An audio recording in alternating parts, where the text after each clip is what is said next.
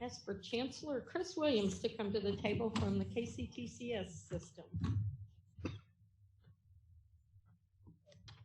Thank you, Madam Chairman.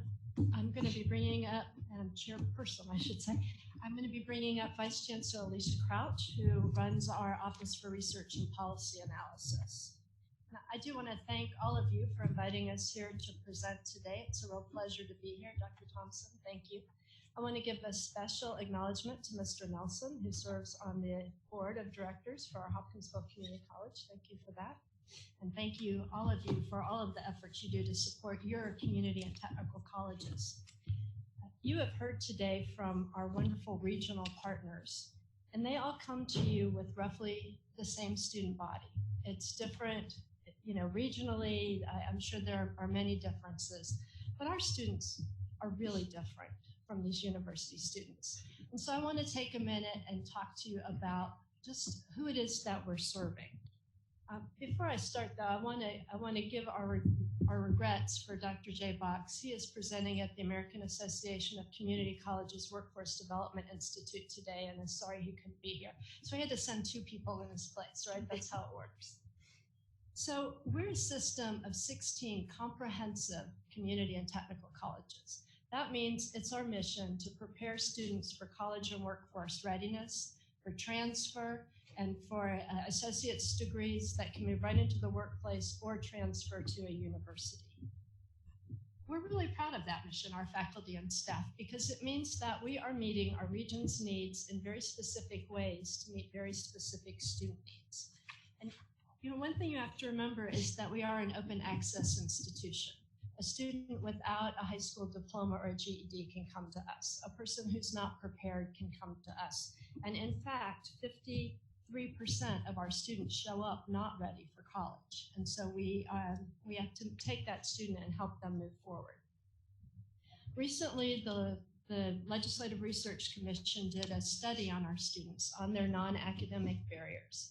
And so this is data that came from that report given to the legislature this summer. Our students are more likely to be the first person in their family to attend college. 55% of our students are first in their family versus 33% of students at our universities. 34% of our students have dependents versus 8% of the university students. 35% of our students come with a household income of less than $20,000 versus 18% of our university students. And again, 53% are unprepared for college-level coursework, compared to 14% of our university students. So we have 16 comprehensive community and technical colleges at 73 locations across the state, serving students, giving them an opportunity to come in, earn a short-term credential on our career freeway, essentially, an entry point to a short-term credential, and then leave, go to work, get some experience, need more credentials, stack those up, turn them into a degree. We call it the career freeway with multiple on and off exit ramps. We're very excited to provide them this opportunity. And in fact, I want to give you some more data about those students. That half of them are in technical programs, but half of them are in transfer programs, getting ready to transfer our universities.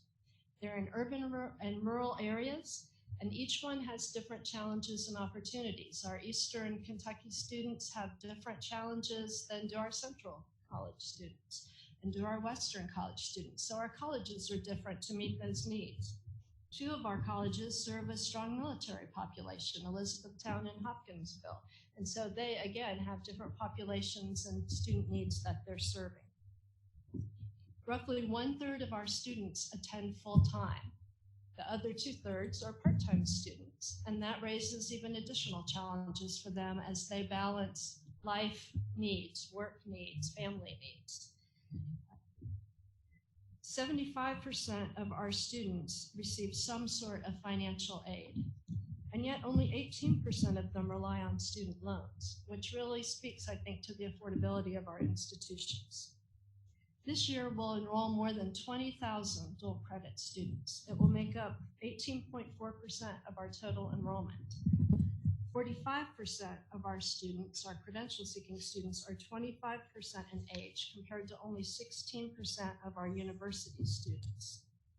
60% of our students will enroll in at least one online class per academic year, and 25% of our total enrollment is students who are taking all their classes online.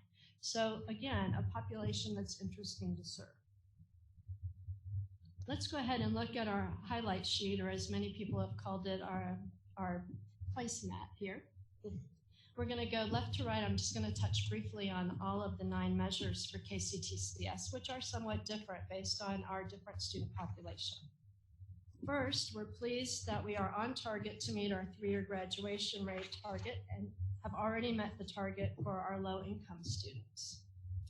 And moving on to degrees and credentials awarded, we're on track to meet our targets.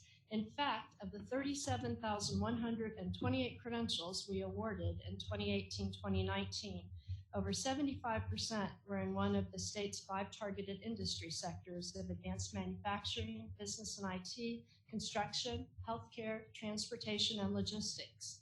And for that same year, despite having a total statewide population that ranked 26th in the country, KCTCS ranked 8th in the nation in terms of the overall number of credentials awarded by 2-year institutions, and adjusting for population, we ranked 2nd nationally. We're very proud of that. Moving on, we're also proud that we have really lowered our average credit hours to degree. Our students come in, they have very few hours and very little time to get to their credential goal. And while we would love to have them more time to explore in our general education classes or in our career pathways, it hurts them along the line if they use up their financial aid hours. And so it's important to us to be moving them down towards 60 credit hours, essentially, to get their degree, except for those technical programs where credentialing and accreditation institutions require more than that. So we're very pleased that we have already met our target in that area. We continue to have enrollment challenges outside of our dual credit enrollment, which is expanding at a phenomenal rate. But system-wide, we did increase for fall 2019. We do see a direct correlation between unemployment rates and our enrollment population. And so should another recession hit, you'll probably see our numbers start going up again. That said, we're also a rapid response group. Just this week, Ashland's Our Lady of Belafonte Hospital announced closure in the next few months. That's 1,000 individuals who will need employment. Many of them, of course, are very highly skilled medical folks who will disperse out of the community to other healthcare. But what about the people who do not have the medical degrees? What are they going to do? Ashland Community Technical College is already meeting with the folks at the hospital and soon with those employees to see how they can start retraining those individuals for more employment in the area. In our 1st year to 2nd year retention metrics, we also are doing very well, a little bit low on the overall retention. We're working on that. Again, as jobs come forward or people's families' needs change, we do lose students. But we're pleased that we're moving forward to meet those targets. We're especially pleased on our underrepresented minority population. And we feel like there are 2 things that are really helping with us with that, and I wanted to point them out to you. One is the diversity plan process that CPE asks us to go through each year. We feel like that helps us sit down as our 16 different institutions with 16 different plans to really focus on the needs of the students in their area. And secondly, we feel like performance-based funding has helped the institutions also really point that laser focus onto that population because of the varying point counts that we get for ensuring student success. As we look on to the cohort goal for transfers with an associate degree, I'll tell you that we will never reach that goal. And the reason is that when these goals were set, the associate transfer degree goal included Associate of Applied Science degrees. While these are not technically transfer degrees, we have transfer pathways for those degrees to many institutions. But we find that our students earning those degrees go right to work. They average $35,000 a year when they walk out with that 2-year degree. And so they're not transferring to our 4-year partners within the time frame that is reviewed here. They often do later. But I'm just putting it on the table. We're not going to make that particular measure. We've talked about dual credit. You can see that our numbers are really going up. The credit hours attempted and earned have increased substantially. Certainly the impact of the dual credit scholarship and the work ready dual credit scholarship have really made an impact here. We continue to see growth, and we're pleased to be partnering with our university partners and with our Kentucky Department of Education to really try and ensure that that is a valid experience as often as possible on the college campus. Moving along, we're working with CPE leadership. We fully implemented the co-requisite model, particularly in math, just within the last year and a half. Because again, our population is so underprepared, CPE has allowed us one developmental education class in English and math and reading, but our focus is to move students as quickly as possible into credit classes with supplemental instruction. Our math faculty over the last 18 months have also created 6 math pathways. So everybody doesn't take algebra because algebra is not appropriate for every career. We've been working with our transfer partners on direct transfer for that, so we are not hurting students in those pathways, but we are finding that our technical students need particular math skills, our science students need particular math skills, and then our more liberal arts, journalism, English, social services kinds of students need different maths as well. And finally, affordability is of great of great importance to our system of colleges. As you can see, our average net cost has decreased over the past several years, while the total of cost of attendance has increased. Only a little bit. Has increased only a little bit, and we're down from 2015, 2016. Some of that we feel like is an increase in scholarships, and of course we cost less than half of the university costs to begin with. Excuse me. As a system of colleges, we're really pleased with the excellent educational opportunities we can provide the Commonwealth. But also we're very pleased separately in what we provide our businesses in our region. Our general education programs provide training and work effectiveness skills while preparing students for their junior and senior year at university. Our technical programs of study are in tune with local industry needs and are working to enlarge even more the opportunities they have for students to work while in school. We've redirected over $2 million this past year to put apprenticeship coordinators at every college to help increase the apprenticeships with business. And through our workforce solutions departments, we've served over almost 5,300 companies with incumbent worker training and provided workforce training for almost 48,000 participants. And we just completed a recent economic impact statement through MC, which is a national organization that helps higher ed institutions understand the value they place in their community. And we know that our graduates earn $9,100 more per year than those without college credentials. So we're pleased we're putting that money into the community through our students. And then finally, we're really focusing on the future of work. You know, many of our students are in mid-level jobs. They are impacted by artificial intelligence. They are impacted by robotics. They are impacted by augmented reality and how that is changing the manufacture of the future, the way that law works, the way that medicine works.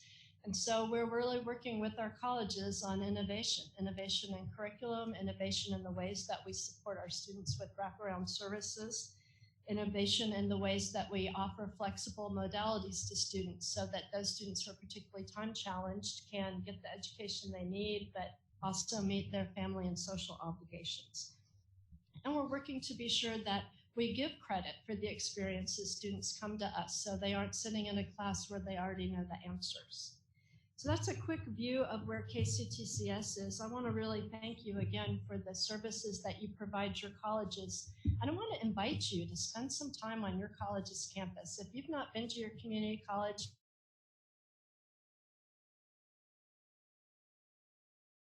visit. We'd love to have you there. From our drum port at Hazard to our coal mining facilities in Madisonville, you know, we've got some very cool places all across the Commonwealth. 3D printing in Somerset, I could go on. I've got 16 of them to talk about. But anyway, it's been a real pleasure. What questions can Alicia and I answer for you today?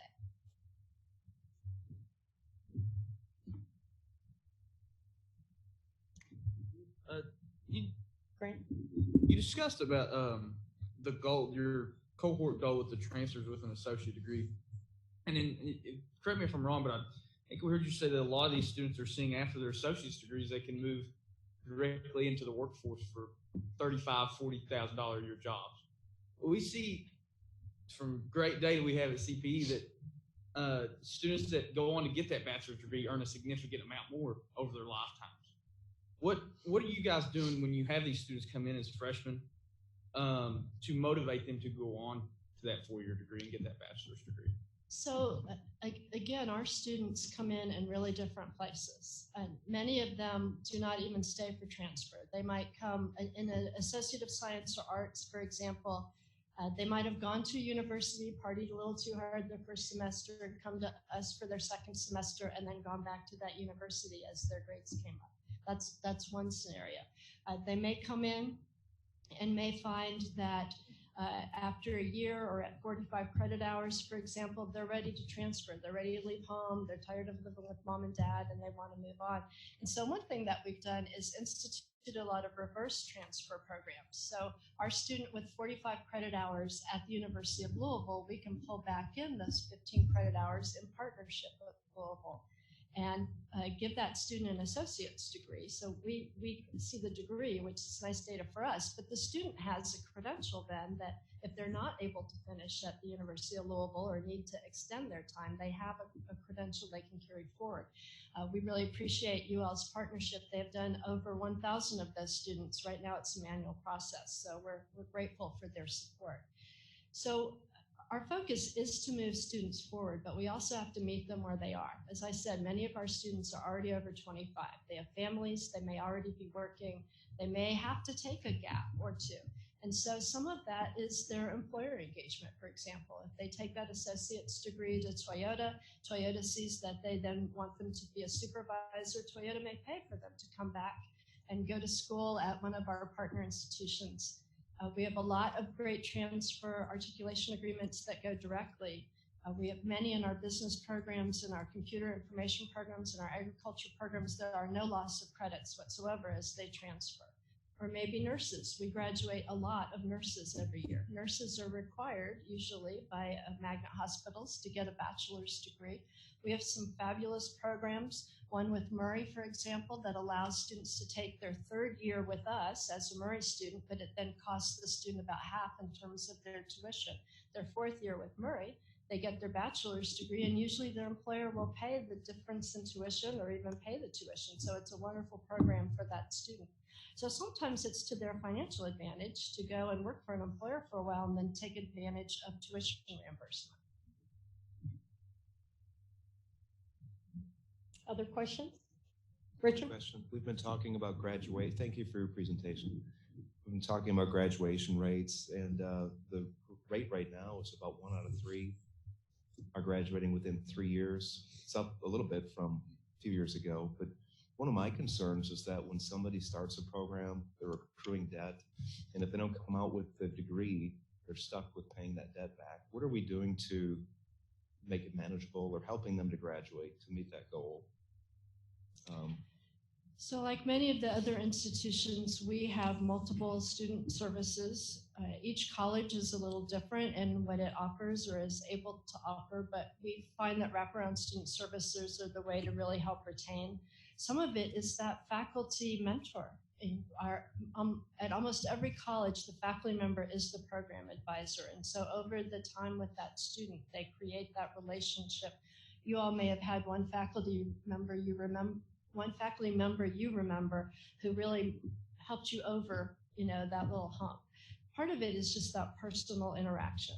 Part of it is that almost all of our colleges now have a student emergency fund. Sometimes for our students, it's $75. It's a late rent check. It's a tire that blew and they can't get to work. It's the loss of childcare. For many of them, depending on the change in food stamps, it could be loss of access to food that's coming forward. We have these emergency funds then that can help them make it over that little hump. All of our colleges use a product called Starfish, which is a way for faculty and staff to communicate with each other about barriers the students are facing. So a faculty advisor may then see that another faculty member has really highlighted that the student is not attending class anymore. They need to call them or something. But a lot of it is, it's out of our control through those barriers that are external.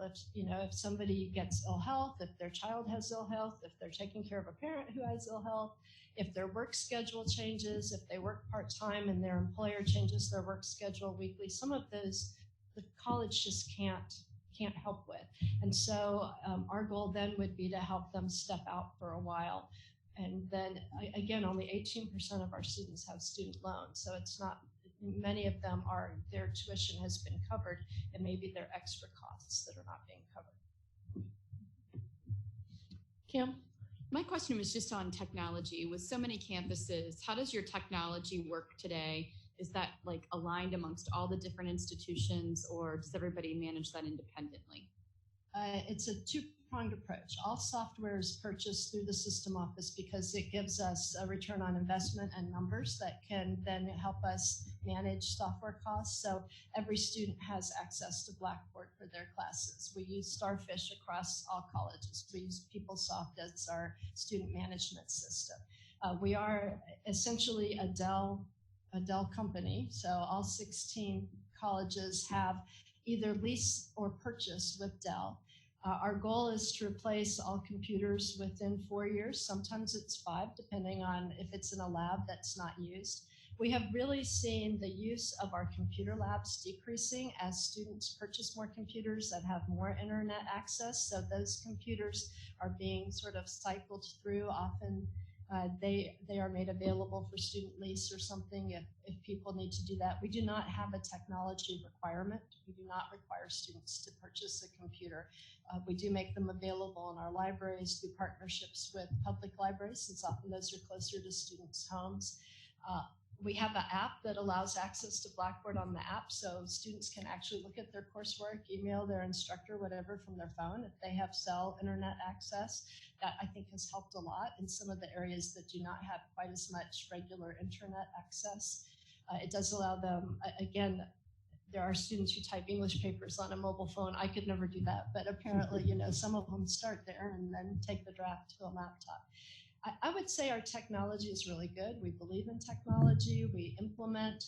The place where we have the most trouble with technology is trying to ensure that our program-specific technology is up to date. So are our nursing simulators adequate?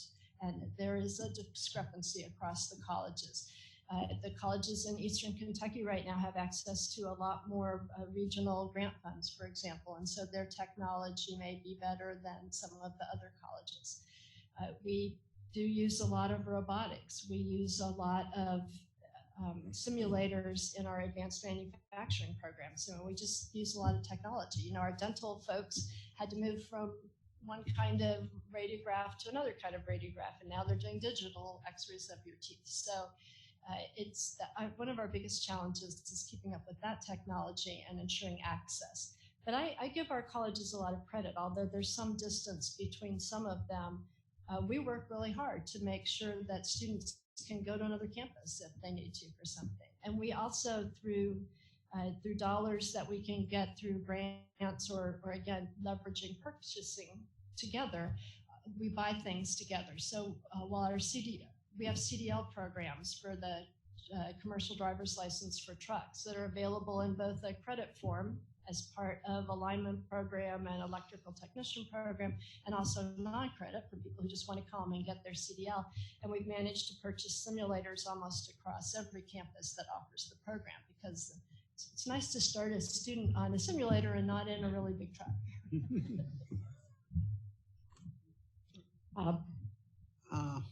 Earlier, you mentioned different campuses have different specialties.